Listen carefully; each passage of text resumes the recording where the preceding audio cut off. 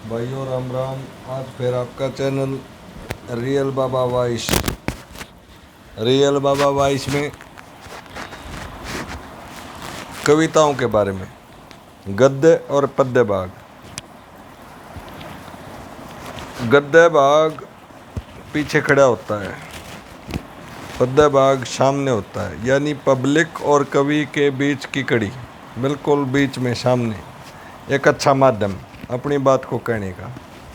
दूसरा, कम समय में कम हरफों में ज़्यादा भाव को कहना पद्य भाग की खूबी है। कविताओं का सारा बहुत लिया है, संतों ने भी लिया है, भक्तों ने भी लिया है और समाज ने भी लिया है। कविता लिखते समय कवि के माइंड में जो विचार होते हैं, जो बीज उत्पन्न होता है, जो विचारधारा उत्पन्न होती है, वो उस पल उस अक्षण की विशेष विचारधारा होती है, क्योंकि दोबारा से यदि सोचा जाए तो वो विचारधारा नहीं आएगी, वो शब्द नहीं आएंगे। कई बार तो कवि खुद अचंभे में होता है कि ये विचार दोबारा क्यों नहीं आ रहे, ये फीलिंग क्यों नहीं आ रही। अब खुद एक लिखने वाला ही अचंभे में होता है तो सुनने वाले उसको उसी रूप में कैसे सुन पाएंगे। वो अपने माइंड से उसका अलग भाव निकालेंगे, उसे मिलता जुलता सेम वही भाव दोबारा बहुत कम आने की गुंजाइश होती है। कविता को महसूस किया जाता है जैसे आंख बंद करके फीलिंग ली जाती है, किसी खुशबू को लिया जाता है, इस तरह से कविता होती है। अब पंडित लक्ष्मीचंद जी के शब्द इतने उलझे हुए और काफ़ी सालों में सुलझते हैं। एक ध्यान रखना भाई, मैं किसी बात पे बोलता हूँ तो उसका पूरा निष्कर्ष निकाल के बोलता हूँ। 10-20 आदमियों पर पूछ लेता हूँ, संतुष्टि हो जाती है। बगैर सेटिस्फेक्शन, बगैर संतुष्टि के मैं नहीं बोलता उस शब्द पे। जैसे पंडित जी ने सेठ ताराचंद में एक शब्द बोला है, भोजन हम द्विज जाति का करते हैं। अब मैंने काफ़ी महापुरुषों से पूछा है द्विज जाति, उसका मीनिंग क्या निकला है वो सुनना। जिस व्यक्ति की आत्मा का रूपांतरण हो चुका हो, किसी भी रूप में उस आत्मा का रूपांतरण हो के संतों जैसी हो चुकी हो,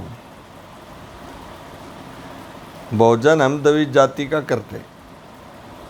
हर वर्ण, हर वर्ग और हर जाति से ऊपर है द्विज जाति। अब कविता के बारे में चर्चा है, पद्य भाग के बारे में। एक शेक्सपियर की कविता थी, हमारे टाइम में सेकंड ईयर में थी, all the world is stage and we are characters. उसी के ऊपर एक फिल्म बनाई गई, आनंद फिल्म। आनंद फिल्म में राजेश खन्ना के जो लास्ट के डायलॉग हैं, राजेश खन्ना को कोई लंबी बीमारी है, कैंसर। अमिताभ बच्चन का जो अभिनय है, रोल कर रहा है अमिताभ बच्चन जिस पे, वो उसके मित्र का रोल कर रहा है। अब राजेश खन्ना उस ड्रामा में पता है तेरे को बीमारी है और हंसता रहता है, इस तरह से रोल करता है कि हर एक आदमी को हंसाता है और खुद हंसता है। यानी जैसे मौत को उसने जीत लिया हो, यानी मौत उसका कुछ नहीं बिगाड़ सकती हो। यानी मौत उसके लिए कोई मजाक हो, इस टाइप से है। अब उस ड्रामा में लास्ट की जो लाइनें हैं कि हम सब पात्र हैं, दुनिया एक स्टेज है, बाबा मोशाय हम रोल करने के लिए आए हैं, इस टाइप के कुछ हैं।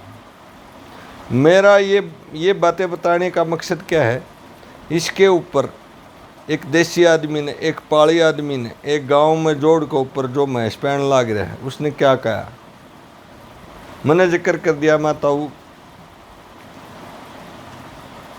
आप ड्रामा करना रहे, हाँ अरे दुनिया तो एक स्टेज है। अब सुनना उसके विचार क्या थे। न बोला रे छोरा, जब ड्रामा करना रहे हैं तो फद्दू का ड्रामा कराएंगे, फद्दू का रोल कराएंगे। अब उस शेक्सपियर से भी ऊंचे विचार उस अनपढ़ आदमी के, इसी पॉइंट पे अभी बताता हूँ मैं।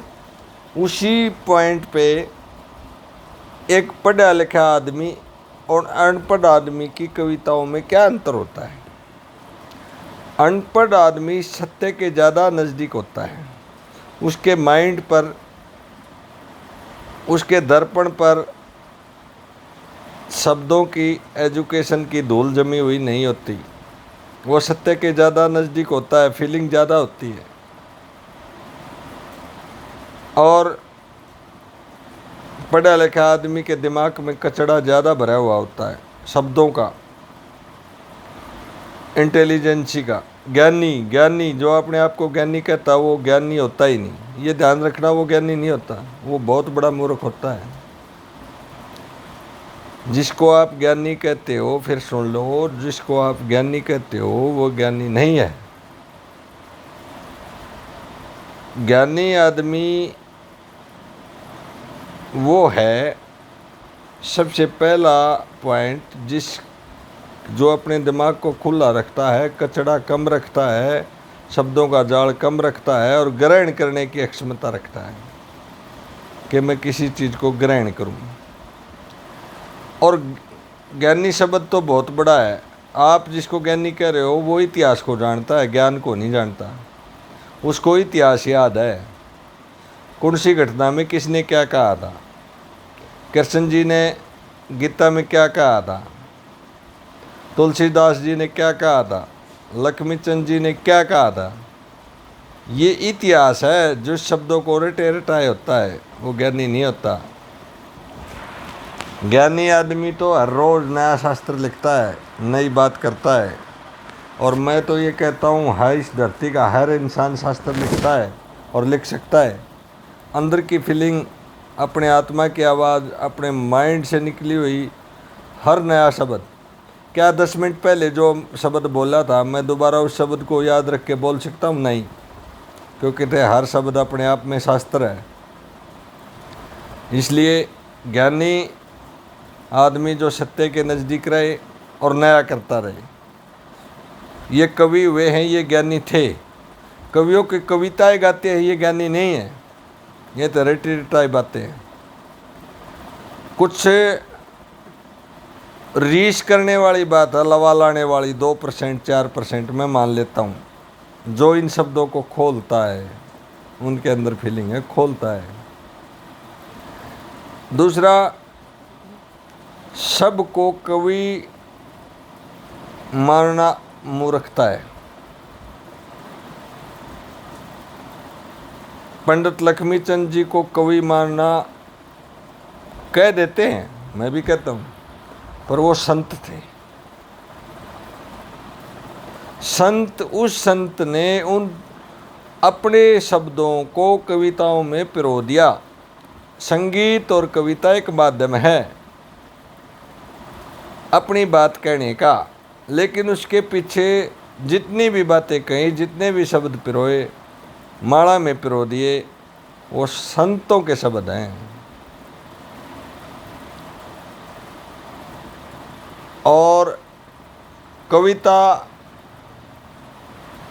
तो एक घड़ी घड़ाई बातें हैं, आप तक, हमारे तक पहुंचाने के लिए हैं।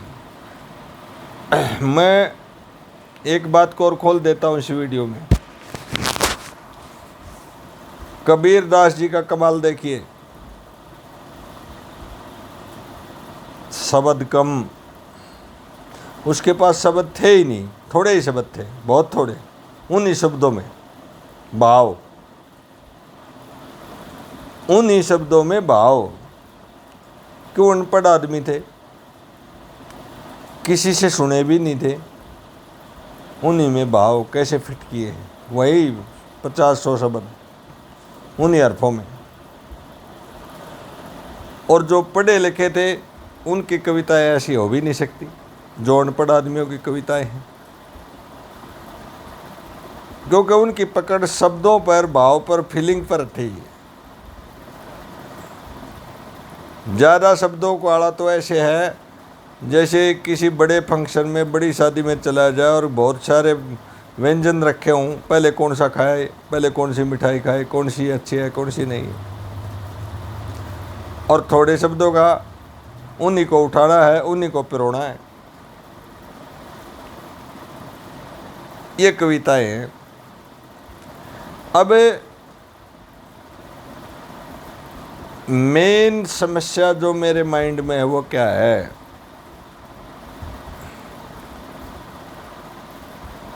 किसी भी कविता को सुनकर उसका भाव अपने आप में माइंड में बना लेना, ये लालसा नहीं रखना कि ये शब्द किसने कहा। ये लालसा मूर्ख आदमी नहीं रखते। चतुर आदमी ये लालसा रखेंगे कि ये शब्द यहाँ लगाया है तो क्यों लगाया है, इसका भाव क्या है। कम से कम हम कवि नहीं हैं तो कवियों की कही हुई, संतों की कही हुई बातों को गुण तो सकते हैं, और गुणने के लिए उनको ढूंढना पड़ता है। एक अक्षर को कम से कम महीना, 2 महीने, 3 महीने तक वहीं उसी पर डटा रहना पड़ता है, उस एक अक्षर का पता करने के लिए ये क्या लगा दिया। काफ़ी लोगों के विचार लिए जाते हैं, उन विचारों में से फिर निष्कर्ष निकाला जाता है। जैसे पंडित जी ने मैंने बताया अभी, भोजन जो द्विज जाति का करते, द्विज जिसकी आत्मा का रूपांतरण हो चुका हो वो व्यक्ति द्विज जाति में आता है, और सभी जाति, सभी धर्म और वर्ण और वर्ग से ऊपर होता है। भोजन द्विज जाति का करते हैं। बाकी पंडित जी की कविताएं की